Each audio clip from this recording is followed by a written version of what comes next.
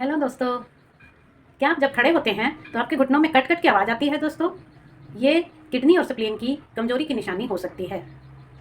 जब हमारे किडनी और स्प्लीन अस्थिर होते हैं दोस्तों, तो बॉडी में बहुत सारी परेशानियां आ जाती हैं। निचली कमर में हमेशा दर्द बनी रहती है, घुटनों में दर्द होती है, ब्लर विजन हो जाता है, धुंधला सा दिखाई देता है, बाल झड़ने लगते हैं और भी बहुत सारी परेशानियां आ जाती हैं दोस्तों। पूरी की पूरी बॉडी बैलेंस की मांग करने लगती है, नींद की क्वालिटी भी खराब हो जाती है दोस्तों। हम अस्थिर से हो जाते हैं पूरी तरह से। एक्यूप्रेशर थेरेपी में रोग के मूल कारण को समझ करके इलाज किया जाता है दोस्तों, और मैग्नेटोथेरेपी में तो ये इलाज और भी आसान हो जाता है। अमरजीत एक्यूप्रेशर आपकी हेल्प कर सकता है अगर आप ऐसी ही किसी परेशानी से पिछले लंबे समय से जूझ रहे हैं। मेरे चैनल को फॉलो करिए दोस्तों। फिर मिलते हैं, तब तक के लिए बाय बाय।